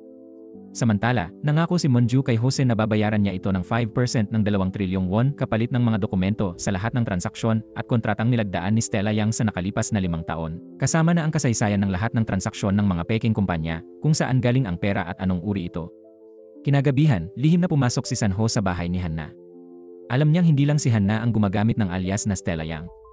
Ang tunay na pangalan ni Hanna ay John Suk Hayang, anak ng embahador ng North Korea sa Russia. Nang siya ay 16 na taong gulang, tumakas ang buong pamilya patungong Amerika, at sa edad na 19, naging kasamahan siya ng CIA bilang asset, gamit ang iba't ibang pangalan at nakakalat sa iba't ibang bansa. Ngunit natuklasan ni Sanho na hindi maaring isang tao lang si Stella Yang. Halimbawa, sa araw na pumirma si Stella ng kontrata para sa isang kumpanyang drone sa Russia, si Hanna naman ay lumalagda ng kontrata para sa espesyal na bakal sa Poland, imposibleng magawa ito sa parehong oras kahit na may sariling eroplano siya. Sa ibang pagkakataon, habang nakikipagpulong si Stella Yang sa New York, si Hanna ay nasa Korea. Ibig sabihin, may 2 o higit pang Stella Yang. Nang marinig ito, labis na nag-alala si Hanna at nagtangkang magpakamatay sa pamamagitan ng pag-inom ng gamot, ngunit pinigilan siya ni Sanho. Subalit panlilin lang lamang iyon, bigla siyang sumirit ng pepper spray sa mukha ni Sanho at tinangkang patayin ito gamit ang ballpen na may lason. Nasugatan si Sanho ngunit nagawa niyang sipsipin ang lason at pigilan ang epekto nito, sa kanya kinandado si Hanna sa posisyong wala itong magawa. Mariing tinanong ni Sanho si Hanna kung sino ang tunay na Stella Yang at nangako siyang poprotektahan ito at pati na ang anak nito kung magsasabi siya ng totoo. Samantala, inamin ni Chang Hee kay Monju na minsan niyang pinaghinalaan si Monju sa pagkamatay ni Jun Ik. Dahil dito, inilagay niya ang hacking program sa telepono ni Monju alinsunod sa utos ni Lim Ok-seon. Ang naturang hack ay may kakayahang kumonekta sa mga device na ginagamit sa pakikinig. Kaya lahat ng naririnig ni Monju mula kay Sanho ay naririnig din ni Ok-seon. Kinabukasan, dinalaw ni Monju si Jujin matapos itong palayain.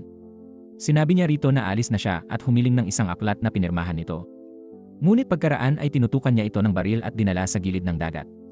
Alam niyang sangkot ito sa pagkamatay ni Jun Ik, sapagkat si Jujin ang unang pinakita ng liham ni Jun Ik mula kay Miller. Siya rin ang may hawak ng mga sikreto ng ahensya, at ang kanyang libro ay may parehong nakatagong code na nasa Biblia.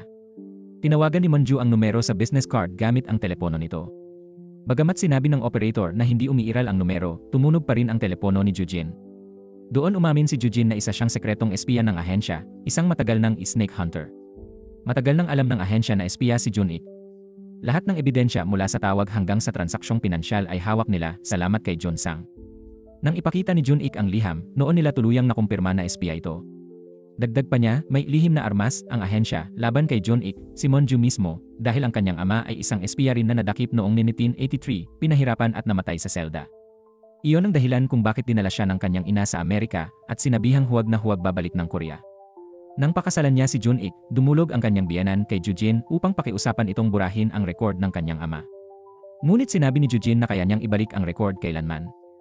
Binalaan ni Jujin si Monju na ngayong gabi, kapag tinangka niyang tumakas sa daungan ng Jeomseon, mahuhuli siya at bukas ay pag-uusapan ng buong bansa ang anak ng isang espiya na bumalik para maghiganti at maghangad maging pangulo upang pabagsakin ang Republika ng Korea. Hindi pinaniwalaan ni Monju ang mga sinabi nito at alam niyang binubuyo lamang siya nito para makalaya. Nang mapatid ang tali, agad na sinunggaban ni Jujin ang baril ni Monju. Mabuti na lamang at dumating si Sanho sa tamang oras.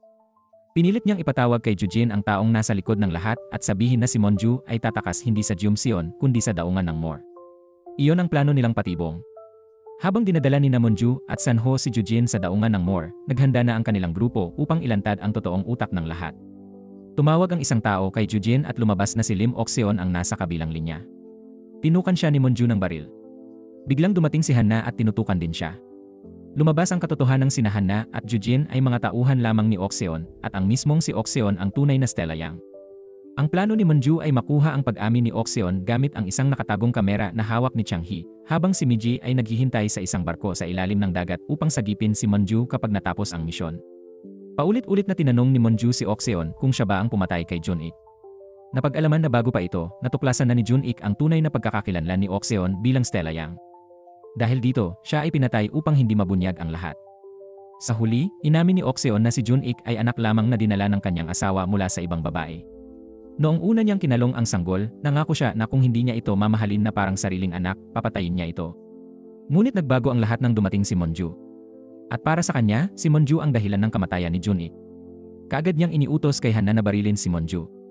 Ngunit nagulat siya nang biglang itutok ni Hanna ang baril sa kanya dahil nais din niyang ipaghiganti si Jun-ik. Sa mismong sandaling iyon, biglang dumating ang mga pulis sa pangunguna ni Yo Eun-hak at iniutos na barilin ang sinumang espiya na may hawak na baril. Nang muntik nang mabaril si Monju, biglang namatay ang mga ilaw at maraming granadang usok ang inihulog.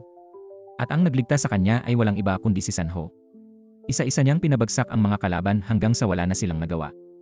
Lumapit siya kay Monju at agad itong dinala palayo. Subalit tinamaan siya ng isang bala sa balikat. Sa kabila nito, nang marating nila ang gilid ng bangin, mahigpit silang nagyakap at sabay na tumalon sa dagat kung saan naghihintay ang barko ni Mijay. Habang unti-unting lumulubog si Monju, muli siyang sinagip ni Sanho. Pag-ahon nila sa ibabaw ng tubig, mahigpit silang nagyakap at naghalikan ng buong alab sa gitna ng malawak na karagatan. Kasabay nito, nagsimulang umandar ang barko ni Mijay. Inutusan ni Yo Eun-hak ang kanyang mga tauhan na habulin ang barko at idineklarang si Sanho at Monju ang mga pangunahing suspects sa pagpatay kay Jun-ik. Ngunit iyon ay isang pain lamang sapagkat si Mijay lamang ang nasa barko at wala sina Monju at Sanho. Naloko silang lahat. Nang malaman ito, agad na nag-utos si Yo Eun-hak ng mas mahigpit na pagkubkob kabilang ang mga kalsada at paggamit ng mga helikopter at sasakyan para sa pagtugis. Doon biglang umamin si Jujin na siya ang tagapayo para sa kampanyang MONU at kinilala ang kanyang mga operasyon bilang espiya. Inamin din niyang siya ang nagsanay kay Monju bilang espiya. Samantala, nakataka sina Sanho at Monju gamit ang isang kotse. Ngunit sa unahan, nagsasagawa ng checkpoint ang mga pulis. Agad na lumiko si Sanho at tumakas. Samantala, dinala si Mijay sa istasyon ng pulis para sa investigasyon. Inakusahan siyang noong araw na pinaslang si Senador Jun-ik, naglipat siya ng 50 milyong won kay Sangu, bayaw ng pumatay kay Jun-ik. Hindi makapaniwala si Mijay at hindi niya alam saan nanggaling ang ganoong impormasyon. Sa kabilang banda, malakas ang ingay sa media laban kay Monju. Pinapalabas nilang isa siyang espiya at pangunahing suspect sa pagpatay sa asawa at kay Changhi. Nasa pagtakas siya ngayon at hinahabol upang ipapatay. Plano ni Oxeon na gawing malaking kaso ang pangalan ni Monju mula sa pagiging kandidata sa pagkapangulo tungo sa pagiging mamamatay tao at espiya na mahuhuli sa harap ng buong bayan. Bago ito, nakipag-usap siya kay Haring Idisa at sila ang nasa likod ng nuclear submarine na may bigat na 10,000 tonelada. Sa kabilang panig, nagtago muna sina Sanho at Monju sa isang abandonadong bahay. Humingi ng tawad si Monju kay Sanho tungkol sa nakatagong mikropono sa kwintas niya. Ang kanyang biyanang si Oxeon ang nag-hack ng laptop at naglabas ng impormasyon kay Hanna na naging sanhi ng ingay sa media. Inamin ni Monju na hindi pa niya naranasan ang kaligayahan. Ngunit simula nang dumating si Sanho, naalala pa rin niya ang gabing magkasama sila. Para kay Monju, si Sanho ay parang ulan na nagbibigay buhay sa tuyong puno. Sa sandaling ito, nais na niyang isuko ang lahat upang makatakas silang dalawa ngayong gabi. Ngunit hindi pumayag si Sanho. Inihayag niyang unang beses niyang nakita si Monju 2 taon na ang nakalipas sa Iraq nang nagbigay siya ng talumpati sa telebisyon tungkol sa kapayapaan sa North at South. Simula noon, humanga na siya kay Monju.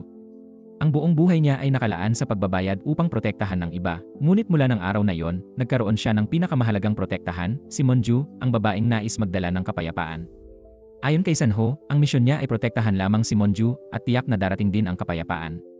Hinihiling niya kay Monju na huwag huminto, kundi magpatuloy upang liwanagin ang sikreto ng submarine at pigilan ang digmaan dahil lagi siyang nasa likod para protektahan siya. Habang mahigpit silang magkayakap, biglang naalala ni Monju na bago siya namatay, bumulong si Jun-ik na gusto niyang kumain ng sea peach. Alam na niya ngayon kung saan siya dapat pumunta. Samantala, pag-uwi ni Oxeon, nalaman niyang nawawala ang kanyang apo. Napansin ng apo na tumigil ang mga security camera ng 3 minuto.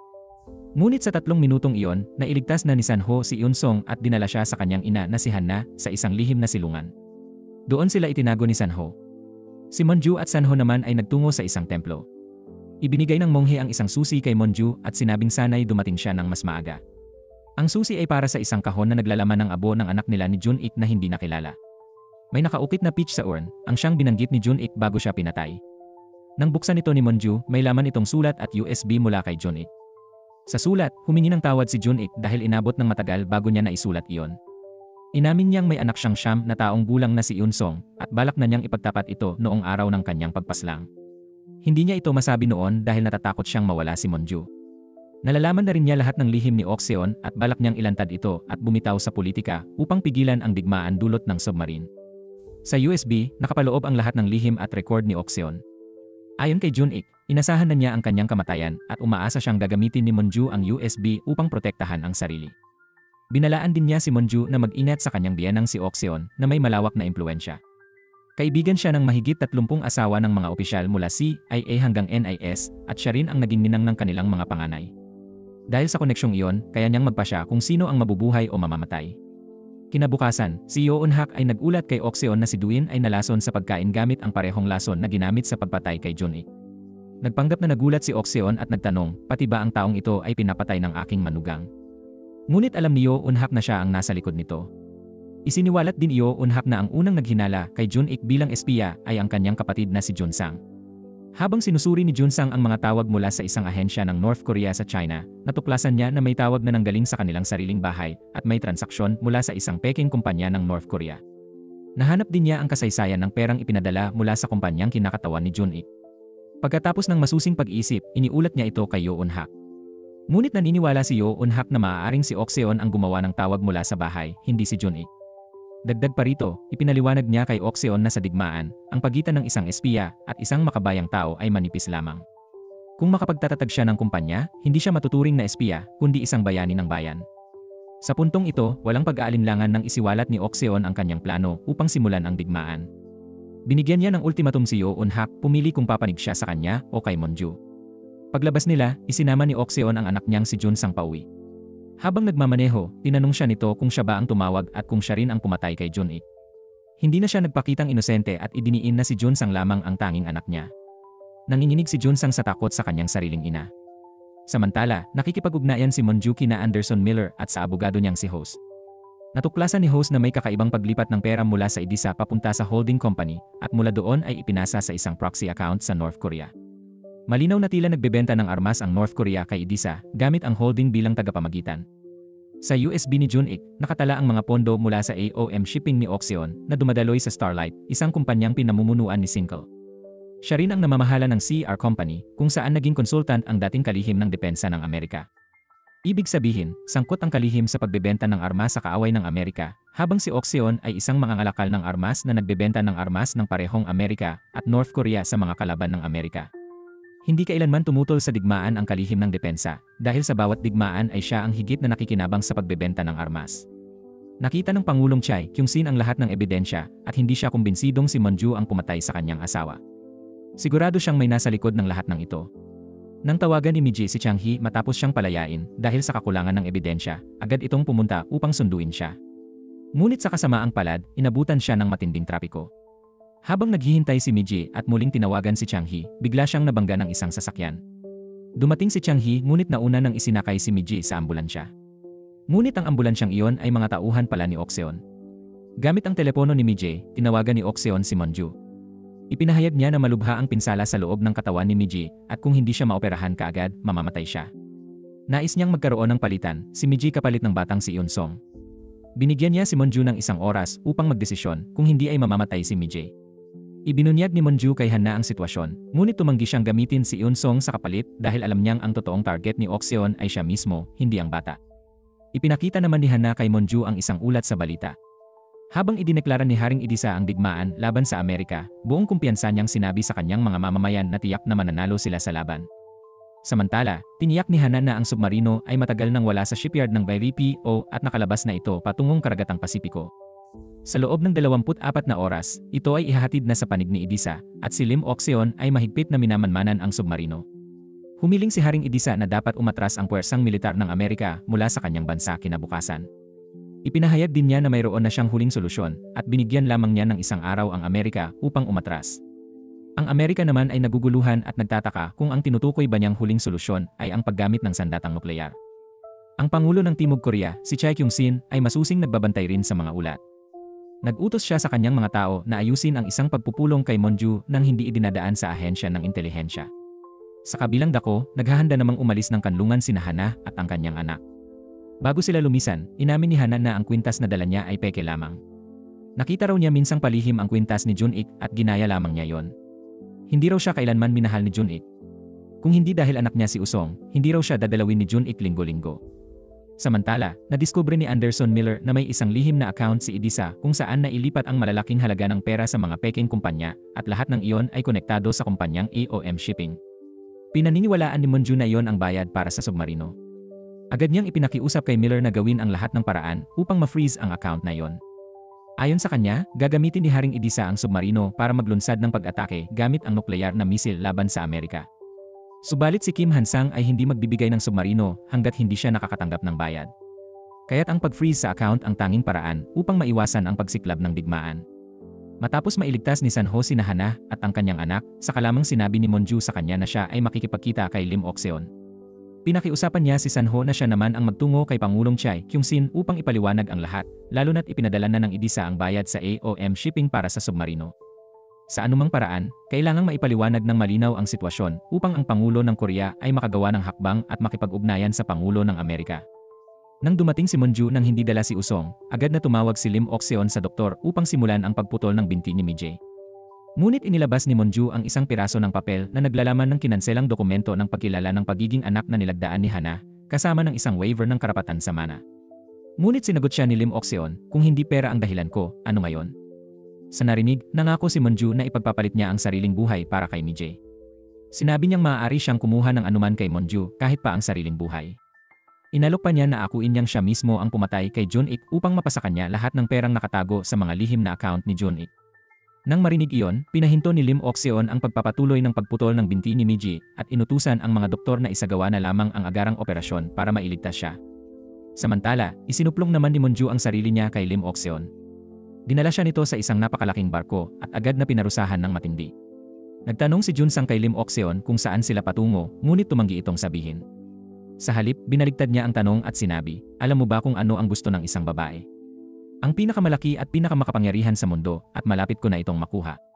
Sinumang hahadlang sa akin ngayon ay hindi makaliligtas, tulad ng pagkamatay ng kapatid mo. Lahat ng ito ay ginagawa ko para sa'yo. Pati ang pagpatay ko kay Jun-ik ay dahil din sa'yo. Ngunit hindi basta-basta napasunod ni Lim Oxeon ang isipan ni Jun-sang. Matapos ang matinding pambubugbog kay Monju, dinala siya nito sa control room. Doon tinanong ni Monju kung kailan naging si Stella Jang si Lim Oxeon. Ikinuwento nito na noong 1983, matapos ang kaso ng katiwalian ng kanyang asawa, napilitang tumakas ang pamilya patungong Amerika. Dahil sa likas niyang galing sa pakikipag-ugnayan, nagtrabaho siya para sa CIA, nangungulekta ng impormasyon tungkol sa mga politiko ng Korea at hinahanap ang kanilang mga kahinaan. Sa kanyang pagtulong sa mga pro-Amerikanong politiko, yumaman ng todo ang kanyang negosyo. Kalaunan, nagsimula siyang makipagtulungan sa isang kumpanya ng armas ng Amerika upang magbenta ng sandata sa gobyerno ng Korea. Dito nagsimula ang kanyang tunay na landas. Mula noon, ang submarino ang naging pinakamalaking pangarap niya, isang nuclear strategic submarine na kayang magpalipad ng ballistic missiles nang hindi namamalayan ng kahit sino. Dumating ang araw na natanto niya na may hawak siyang kapangyarihan na ibinigay mismo ng Amerika, kasama ang espesyal na pribilehiyo na makipag-ugnayan sa Hilagang Korea, na may kakayahang gumawa ng dekalidad na sandata. Ninais niyang magtayo ng pabrika sa lupain iyon, akumulahin ang teknolohiya at ibenta sa mga bansang pinatawan ng embargo. Ngunit batid niyang hindi habang buhay tatagal ang kanyang negosyo, kaya nais niyang magkaroon ng sariling ultimate weapon. Nakipagkita siya kay Haring Idisa upang kumbinsihin itong bumili ng nukleyar na armas, ngunit ang tunay na balak ay gamitin ang pangalan nito upang siya mismo ang makapagpaputok laban sa Amerika. Katulad ng hari, hawak din niya ang isang maletang kayang magpasimula ng mga misil. Kapag ginamit niya yon, iisipin ng buong mundo na si Haring Idisa ang nagpasimula ng pag-atake. Makakagawa siya ng pinakamalupit na kasaysayan ng pagwasak sa sangkatauhan nang hindi nababanggit ang kanyang pangalan. Ibinunyag ni Monju na alam na ni Jun-ik na hindi siya tunay na anak ni Lim Oxeon at alam din nito ang malungkot na kabataan ng babae. Sa pamamagitan ng salaysay ng lola ni Jun-ik, lumaki si Lim Ok-seon malapit sa base militar ng Amerika na parang isang ligaw na aso. Sa edad na siyam, tumakas siya kasama ang isang sundalong Amerikano at mula noon ay nag-alaga ng mga bata at nagsagawa ng maliliit na trabaho para mabuhay. Noon, matindi ang kanyang pagkamuhi sa digmaan. Sa tuwing dadaan ng mga tangke ng Amerikano, binabato niya iyon ng bato. Habang tumatagal, ang batong iyon ay lumalaki at ngayon naging isang misil nuklear. Nabigo rin siyang mahanap ang kanyang ina matapos magpadala ng maraming sulat sa Amerika na walang nakarating na tugon. Ngayon, isang misil ang ipapadala niya roon dahil ang misil ay hindi maaaring ibalik. Ang tanging layunin niya, maging pinakamakapangyarihan sa buong mundo. Naniniwala siyang siya ang tunay na magdadala ng kapayapaan sa sangkatauhan. Kung ang Amerika ang nagpasimula ng napakaraming digmaan na kumitil ng milyon-milyon, siya mismo ang tatapos dito sa pamamagitan ng isang pindot ng daliri. Samantala, sumalpok si Sanho sa kotse ni Yoon Hak, ang direktor ng National Intelligence Service, at ginawang bihag ito habang may kalakip na 1 kilo ng bomba sa katawan. Ginamit niya ang telepono ng direktor upang kontakin ang ahensya at humiling na makausap si Pangulong Chai Kyum-sin. Makalipas ang ilang sandali, dumating ang Pangulo. Pinalaya ni Sanho ang direktor, ngunit hindi niya direktang maipaliwanag ang lahat sa Pangulo, kaya't binanggit niya ang pangyayaring naganap noong January 13, 2007, kasabay ng isang librong pinamagatang pros. Alam ng Pangulo na iyon ang mensaheng nais iparating ni Monju dahil iyon ang araw na magkasama silang nakipagpulong sa kinatawan ng Amerika. Agad na sumuko si Sanho at ipinasok ang sarili sa posas. Nagalit si Yoon Hak at ibinuhos ang galit kay Sanho, saka ibinunyag na 2 araw nang patay ang lola nito.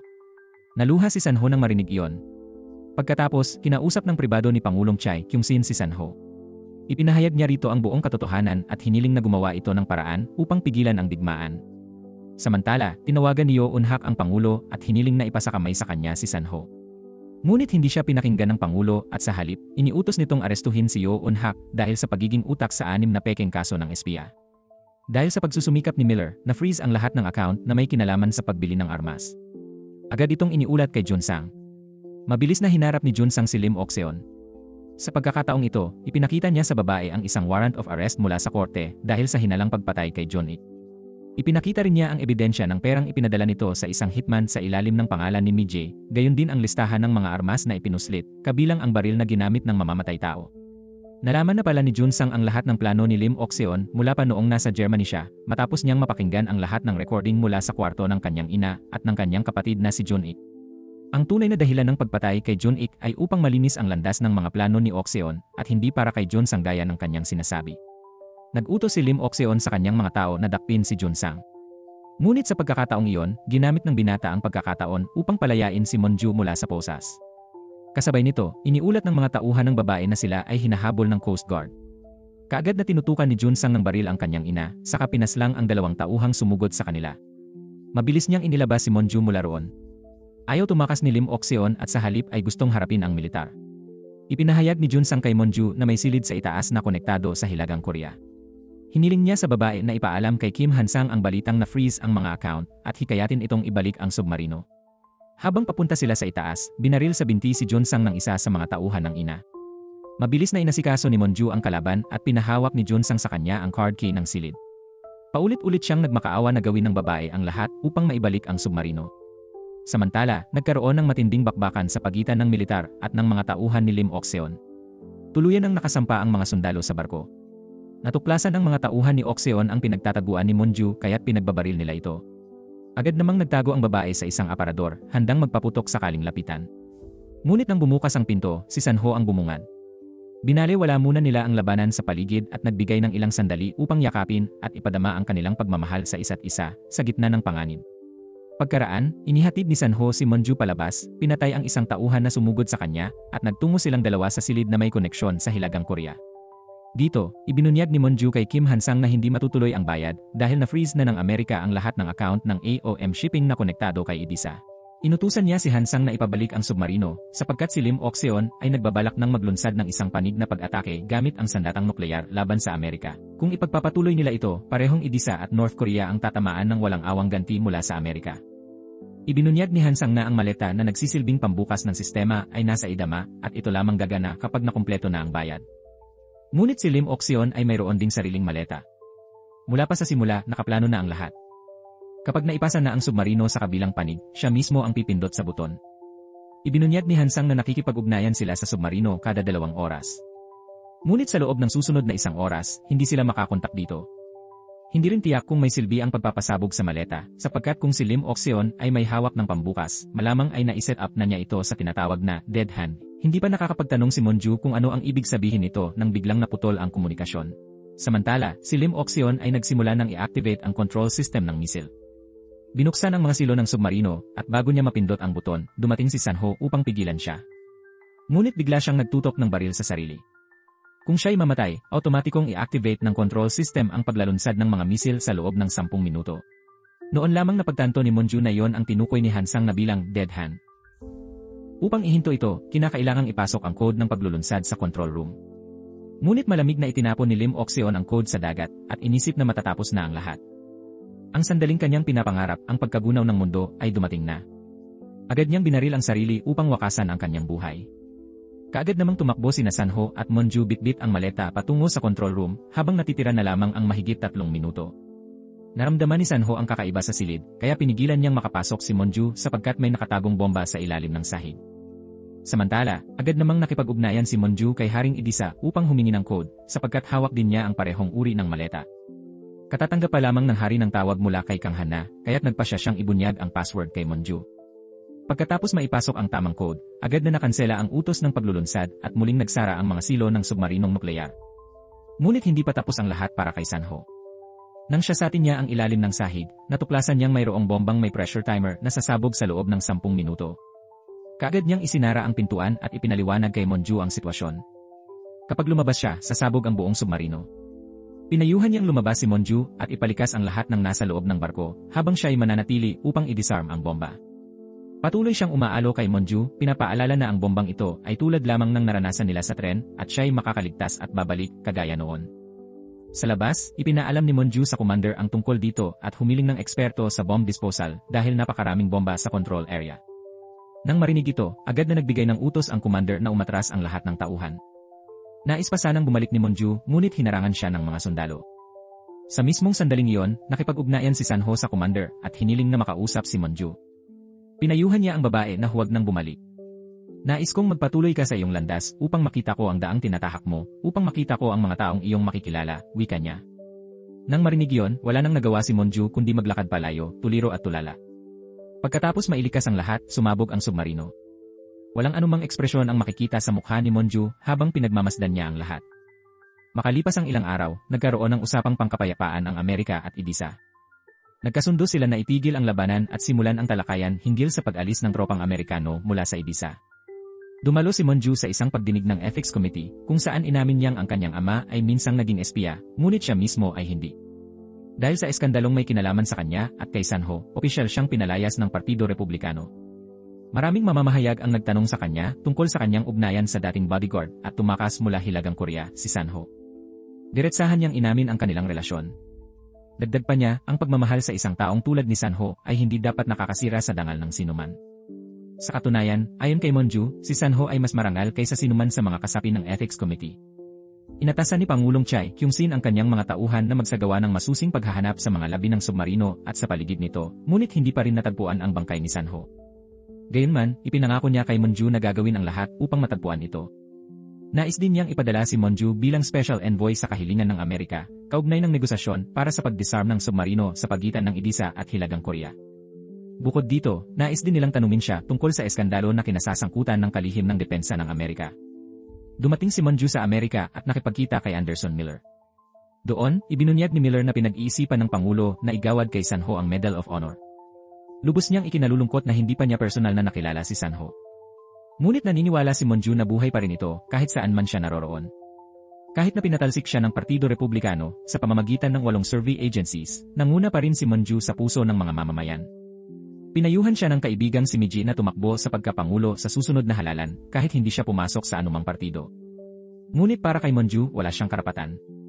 Mula pa sa simula, tumakbo lamang siya upang hanapin ang dahilan ng pagkamatay ng kanyang asawa. Isang araw, tumawag si Pangulong Chai Kyung-sin kay Monju.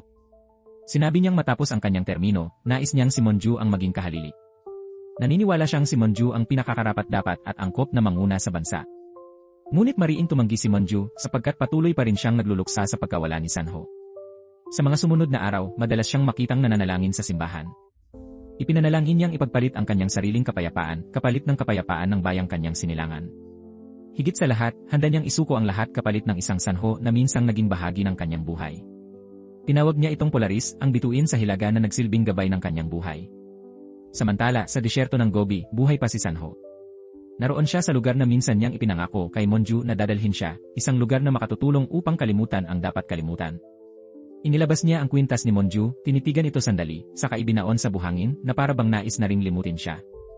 Tumingala si Sanho sa kumikislap na Polaris, at sa kanyang puso, ang bituin ay walang pagkakaiba kay Monju. Hindi nagtagal, nagpa siya si Monju na tumakbo bilang pangulo. Nakuha niya ang malawak na suporta ng mga mamamayan sapagkat walang mas nararapat kaysa sa kanya. At dito nagwakas ang kapanapanabik na seryeng Tempest. Maraming salamat sa inyong pagsubaybay hanggang sa muli nating pagkikita.